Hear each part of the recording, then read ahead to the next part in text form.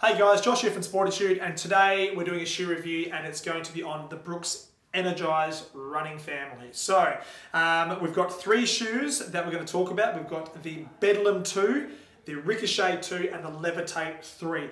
All of them offer the DNA AMP cushioning system, which is a combination of polyurethane and TPU packed into a midsole, which essentially offers a bit of cushioning and also lots of responsiveness as well. However, they are similar, you can say similar shoes in regards to the execution. They do target different runners, okay? So what we're going to do today is in no particular order, just grab them and talk to you about what runners should potentially consider each and every one of these shoes through here. I will dive into one thing straight off the bat, is they are all on an 8mm heel to toe drop, okay? And they all come in standard widths, which if we're talking standard widths, we're going B in ladies and then we're talking D in the men's, okay? So it's just important to know, if you've got a slightly broader foot, you can put a line through these, both men's and women's. All right, so here we go. Without further ado, we get stuck in.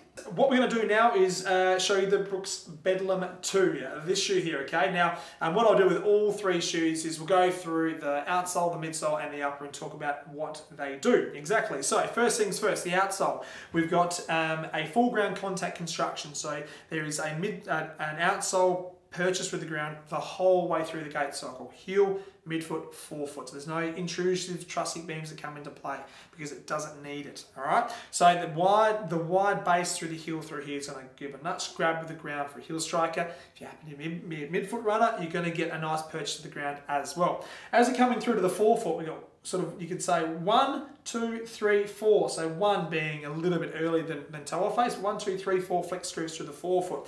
Now I would argue if you had another flex groove through here, it would be too flexible and you'd lose a bit of support. And then on the flip side, if you had, let's say, took out one of these flex grooves, it would be too stiff and just wouldn't run and wouldn't perform that well. Coming through to the midsole, which is essentially where most of the talking point is in the Bedlam 2, you've got guide rails. So the guide rails sit on top of, which is this black line around here, that sits on top of the DNA AMP cushioning system. Now, guide rails is essentially Brooks's dynamic support system, which they've introduced many years ago to Transcend, and then they rolled over to the Adrenaline, and they've got some exciting stuff coming with some other shoes as well into the future. So guide rails is just a technical support system that's going to work when required. So if you do overpronate, get a little bit of assistance, it's going to sort of cater for that mild overpronator.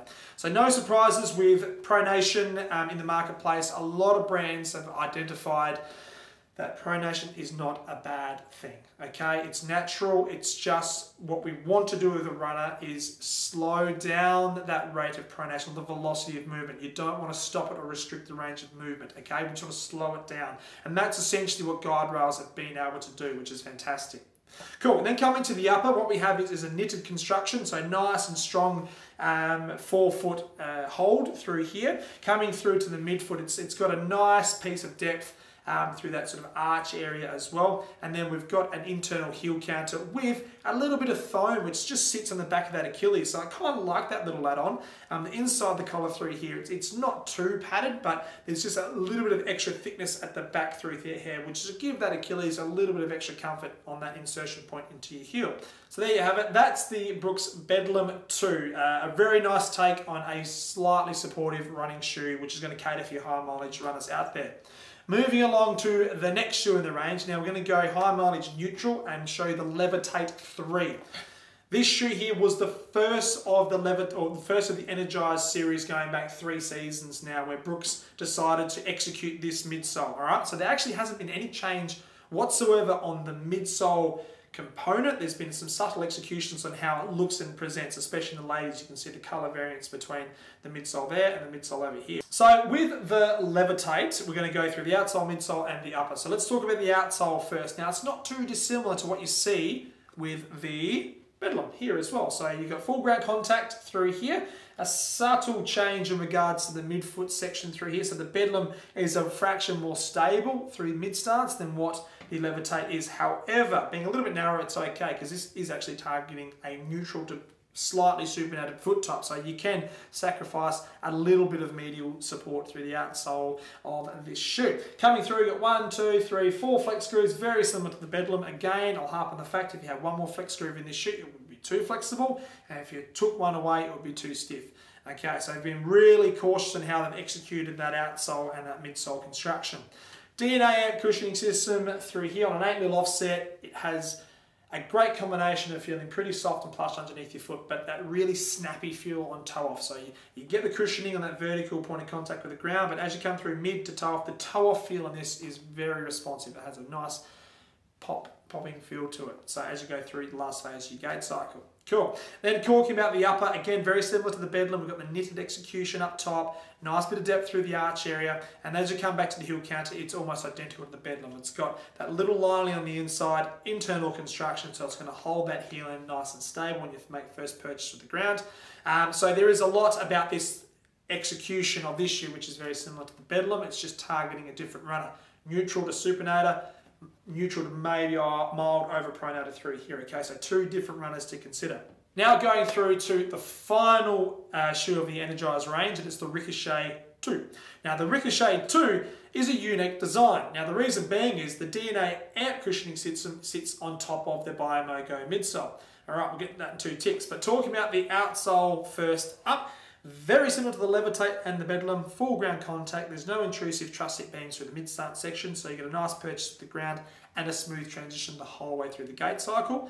And then we go to the midsole, and as I touched on, the DNA amp sits on top of the Biomogo midsole, which is unique because you get the cushioning from the Biomogo technology, but the DNA amp technology will provide that responsive feel. Right, so why have they done that and not gone the reverse? Now, the reason being is this shoe isn't necessarily a high mileage shoe. I mean, certainly you can run plenty of Ks in it, no question, but this has come into this category to provide an alternative sort of speed shoe or like a session shoe, maybe a second shoe for someone looking for substantial cushioning support but wants that really responsive feel to their running form. Okay, so that's why this shoe has been landed in this mark. It's almost like a launch slash, well, I'd say launch, I won't say Ravenna because it's got a bit of support to it, but the launch with a slightly more cushion feel to it. So what we've experienced down on the shop floor here is that the launch has a unique feel, but it sort of loses that subtleness and cushioning where someone might be contemplating getting their first, second shoe. Like I'm looking to get a shoe that I can do some speed work in, I'm not sure what I need to look at. In theory, the launch is a great alternative, but the comfort might be just a little off because it doesn't have that sort of soft feel that someone might be used to. That's where this shoe enters that category. It's got that element of cushioning, but that performance base where it is a responsive feel underneath your foot. Coming through to the upper, it has a similar concept to the other two, where it's like it's a knitted construction as such. However, it's got a little bit different in regards to the execution of the laces. So the laces actually come down ever so slightly and a little bit further down the forefoot. We're talking a couple mil here. Okay, but still nice and deep through the midsection. Coming back to the back of the shoe, it's got internal heel counter, which is nice and stable. And on the inside, it's got a nice lining of foam too to give you a bit of extra cushioning and comfort. It doesn't have the increased padding at the back of the Achilles like the Bedlam and the Levitate does, but it doesn't need it. It's got enough there to give you enough comfort on the inside around the back of that heel. So there you have it, guys. That is the Brooks Energise family for the first half of 2020. So watch this space because I know Brooks are looking to sort of take this concept and sort of evolve it and make it better. They've almost sat on similar engineering now for a couple of seasons, and no doubt they're workshopping what they're going to do next with this product. So it's going to be pretty exciting with potentially the back half of 2020 and then into 2021. But right now, as it stands, if you fit this category and looking for something that's got a bit of cushioning to it and some responsiveness, consider looking at the DNA amp technology from the Brooks Energise family. Thanks for watching, guys. If you haven't subscribed to our channel, please do so. If you have any comments on this video, please drop it in the comment section below. And until next time, happy running. See you soon.